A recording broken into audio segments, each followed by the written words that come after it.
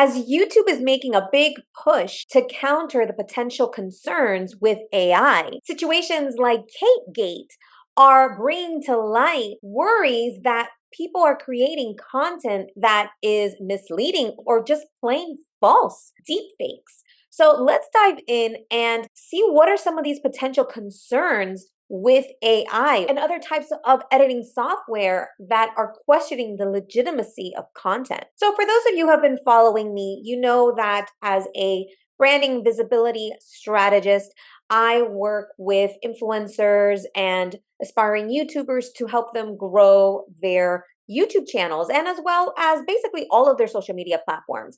And the thing is, we want to become more authentic. People want a more genuine and authentic experience with creators. And unfortunately, or maybe it's because of this drive with AI and filters and deep fakes and editing software that people just don't know what is true and what isn't, what is accurate and what isn't.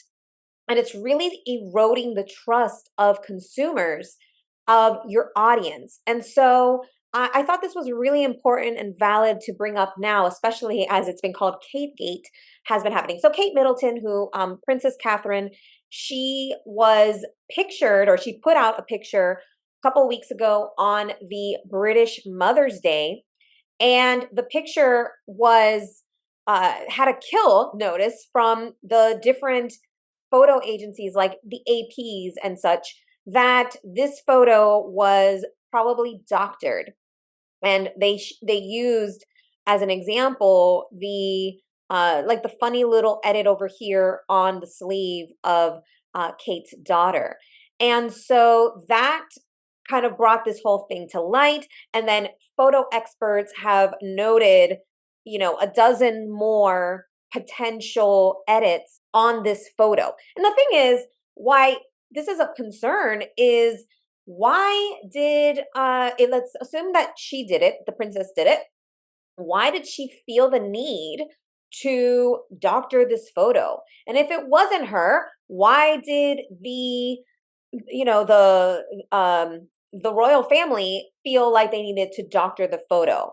Was, there seems to be something with the hands are a little blurry. Like, did she not have her hands there? Maybe, like, why would she need to have edit any photo, right? If you're going to edit a photo that's not real, why put out a photo at all, right? And so that has been the concern. So I pulled up this article from Business Insider. Kate Middleton picture fiasco shows we're at the point of no return with trusting anything online. And this was actually posted over a week ago, but I think it still holds true. That says here, another year, a Mother's Day portrait of Kate Middleton and her children would have no business kickstarting an internet firestorm. This year is quite different. A family photo of the Princess of Wales, issued by Kensington Palace on Sunday, has somehow added fuel to the fire of an online conspiracy about her whereabouts, given she's not been seen in public in an official capacity since Christmas. The photo of three happy-looking young royals surrounding their mom has been called out by news agencies including Getty Images, the Associated Press, Reuters, and AFP. All told their clients to stop using the image over concerns it had been manipulated. This should have been a moment for the royal family to reintroduce Kate to the public for the first time after entering the hospital on January 17th for abdominal surgery. She had supposedly been snapped by paparazzi on March 4th, riding in an SUV with her mom. Well, since then, there's been a video that has come out alleging that it is Kate and her husband, William, walking through a market, but that has been called into question because, and I agree, it doesn't really look like her. And she's holding a bag, which was weird because it was quite a large bag. And so with somebody with abdominal surgery, you say, well, why is she carrying something? You probably shouldn't carry something after surgery. On top of that, she's walking really fast and not in like a fast, like, let me get away from this type of a thing. So everything from how she looks to how she walks has been called into question. People thinking that whoever it is standing in for William is also a body double. So not only are we worried about deep fakes as far as AI, but now we're concerned with body doubles, people actually faking real life people. So that's really interesting. Okay, let's move on. However, concerns over the family image have had the opposite effect for an entirely understandable reason. Trusting what anyone sees online has become a total nightmare at a time when AI has blurred the lines between what's real and what's not. Inconsistencies. Since the release of the photo, which Kensington Palace said was taken by Prince William, photography experts and internet sleuths have been quick to point out its oddities. The AP, for instance, has pointed to inconsistencies in the alignment of Princess Charlotte's left hand with the sleeve of her sweater. A wedding ring isn't in sight on Kate's fingers either. On Monday, the official X account for the Prince and Princess of Wales attempted to quell the concerns by sharing a perplexing message that suggested the future Queen consort had a side hobby of editing photos. And her statement was, like many amateur photographers, I do occasionally experiment with editing. I wanted to express my apologies for any confusion the family photograph we shared yesterday caused. I hope everyone celebrating had a very happy Mother's Day. It's an explanation that will likely prove hard for many to accept thanks to AI. AI image generators have spread widely ever since ChatGPT accelerated the generative AI boom. In turn, the ability to distinguish between an AI generated image and an edited one is massively complicated. An AI and deepfakes expert told Business Insider that if it wasn't for the advent of generative AI, people might have just accepted the image. If this image had been released 3 years ago, people would have looked at it and their immediate conclusion would have probably been this is a bad editing job. Imperfect detection tools. Part of the problem is there's just still no way to definitively tell what content has been AI generated. While AI detection software exists, it's far from perfect. Most detection tools work by delivering a percentage-based estimate, rarely giving a conclusive answer, and tend to offer widely different results. When BI tested the photo in question, one site estimated the image had a 21% likelihood of being AI generated, while another said there was a 77% likelihood. Azure called the tools on offer fundamentally unreliable, adding they can be harmful in the hands of people who are not trained in verifying content. What these tools do is actually create more questions than answers and further muddy the water. These tools are giving different and often contradictory answers. There is no one detector to rule them all. So if somebody were to use the tool that said 77%, then one might conclude that most of the photo is doctored, is AI doctored. In the other case, if somebody takes a 22%, well, they say, okay, there's some minor adjustments here, but it's not all, it's not all or mostly AI. So yeah, I can see where somebody who's not really trained might not might not be able to have a reasonable conclusion using maybe just one of those tools. People can also use these tools to further their own interests, he added, only sharing what aligns with their narrative and potentially utilizing them to undermine authentic images. While tech companies are aware of the issues, they have yet to come up with a perfect solution. OpenAI has attempted to introduce some, and which is part of the reason why I wanted to share this, because YouTube is really concerned with this, and this is a trend that is here to stay. Right now, what YouTube is coming up with is a let's call it a self-reporting on your videos where you'll need to report if the video has AI. Now, if you don't report it and the video is found to have AI, then that could have massive consequences for your content. They could take down your video, they could put a flag it.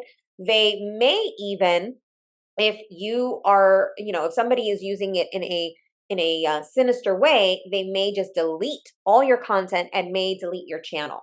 So I really think that right now it's self-reporting. Hopefully, some of these tech companies do come up with some solutions where, like, maybe so you self-report it, but then there's a way where they have their own tool that says if it's over a certain percentage AI, then they're able to maybe then flag it at that point. And then if you have to, let's say, submit proof, original files or whatever, maybe you have to do it at that point. But maybe they'll come up with their own solution. But as of yet, there isn't a perfect solution. OpenAI has attempted to introduce some form of digital watermarking for images generated by its AI tools, but studies indicate that most forms of marking out AI content are still rife with weaknesses. And frankly, unless it's right in the middle of the video, it's easy to just crop it out or edit it, or there's stuff that you can do that that can at least try to take out some of that AI watermarking. Trust in the age of AI. The royal family's picture is not the first to cause a debate around AI generated content. A hyper realistic image of Pope Francis in a white puffer jacket kickstarted the conversation last year after many failed to realize it was fake. Since then, some have found more sinister uses for the tech, including influencing voters in upcoming elections. And I don't think it's mentioned in this article, but there are real concerns when influencers like Mr. Beast are turned into deep fake videos having some type of a giveaway or having people click on something. And when it's a fake, that's driven people to make fake purchases, obviously unbeknownst to the purchaser. But it's really, really easy to do that. And people don't have the critical thinking skills to really figure out, to have any discernment on whether something is real or not. And even just a little tiny inkling that something is off is all you need, as long as you research and follow up on that. So, for example, if you see a video of Mr. Beast saying that there's a giveaway, well, go to Mr. Beast's Instagram account or his YouTube account and see if that's being posted on his channel. And if it's not, most likely it's a fake. Or see if it's being promoted by Mr. Beast on his official channels. I mean, let's not even talk about the potential for hacking, right? Because that could always be a concern that could happen, and somebody could make a quick buck hacking into somebody's accounts. But that said, I mean, this is a real legitimate concern. We need to have more critical thinking when we're consuming this content, and also whether or not you're going to be using this content yourself. Really use some discernment. Is it really going to help your channel to have this type of content? Because if you have to self-report and consumers are looking for more of an authentic approach, is that going to help or hurt your channel? The widespread availability of AI image generating tools has made trusting what we see online all the more difficult, and the tech's rapid development is set to complicate this further. This erosion of common understanding online risks creating more division, with people increasingly turning to their gut feelings about content rather than hard evidence. People need to be told that your senses, your eyes and ears, are no longer reliable tools in this landscape. And actually, because I have a very strong intuition, I'm always using my gut feelings. And I know that sometimes that's seen as not credible. But in this sense, when our actual senses are deceiving us, it's really important that we at least listen to your gut, listen to your intuition. You don't have to always follow it, right? Maybe that's just enough for you to say, let me research this further. Of course, it's possible that the palace's version of events is accurate. Maybe it was just some bad editing. But in the age of AI, users also need to seek their own verification before trusting online content, something that's still easier said than done. Again, because a lot of people don't have critical thinking skills, and maybe they don't really have a strong intuition or gut. So learning to trust that or at least listening to it, is a really important skill. So the critical thinking and listening to that intuition in your gut feeling that something might be off and questioning it, right? So again, YouTube and other social media platforms are really going to have to step up and create better parameters or ways to distinguish between regular content and AI generated content, or at least maybe have some type of a percentage of AI generated content that they'll be able to distinguish as real or not real or AI generated. And so as a consumer, it's our job to both have those critical thinking skills and listen to our gut, listen to our intuition, and do more research if something feels off or just doesn't feel right. And if you're a creator, how is this going to affect you?